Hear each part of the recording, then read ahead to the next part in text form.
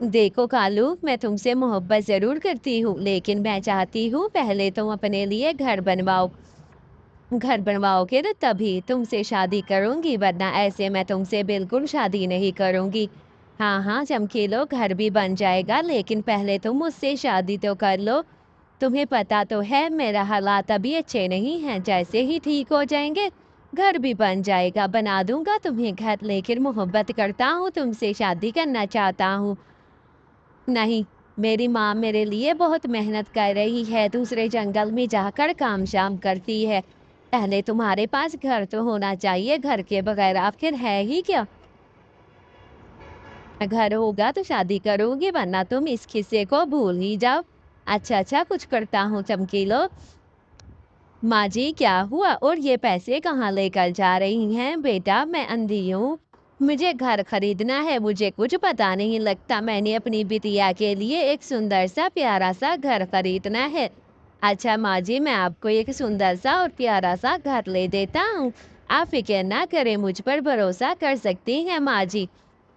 ठीक है बेटा, तुम पर भरोसा कर सकती हूँ, तो चलो बेटा मेरी मदद करो और मुझे सुंदर सा और प्यारा सा घर लेकर दो बेटा।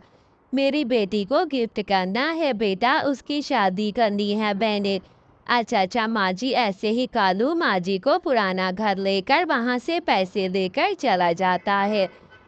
ये क्या, ये घर तो बंद था, आखिर ये घर किसने खोला है? आप यहाँ पर, ये तो पुराना घर है और बहुत पुराना है। नहीं, ये तो नया घर है और एक खूबसूरत सा बंगला है, कालू ने मुझे लेकर दिया है। और कालू ने कहा है।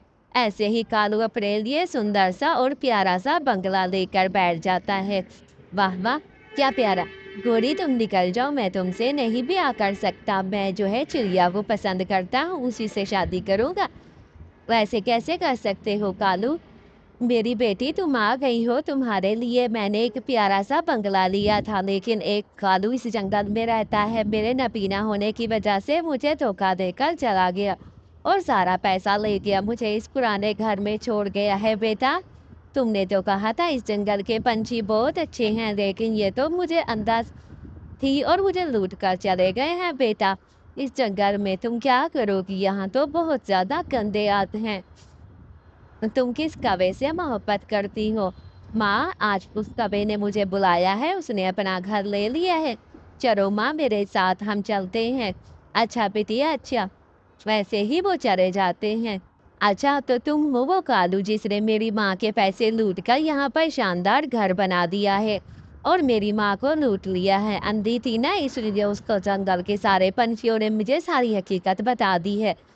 तुम्हें शर्म ना आई, मेरी माँ को भी तुमने लूट लिया।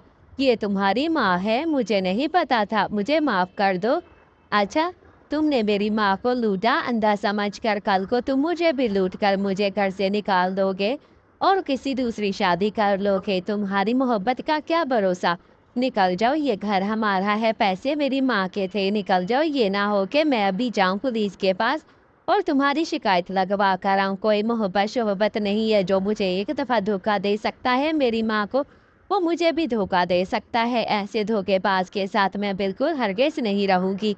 चले जाओ यहाँ से और आइंदा से अपनी शक्ल ना दिखाना। ऐसे ही कालू माफ़ी मांगता रह गया, लेकिन चमकीलों से माफ़ नहीं करती और अपने घर से निकाल देती है। प्यारे बच्चों, कहानी अच्छी लगे तो चैनल को लाइक शेयर और सब्सक्राइब कर देना। कालू को इस तरह उसके किए की सज़ा मिलती है। दूसरे के साथ धोखा करने का यही नतीजा होता है, जैसे कालू के साथ हुआ है। सब्सक्राइब कीजिए।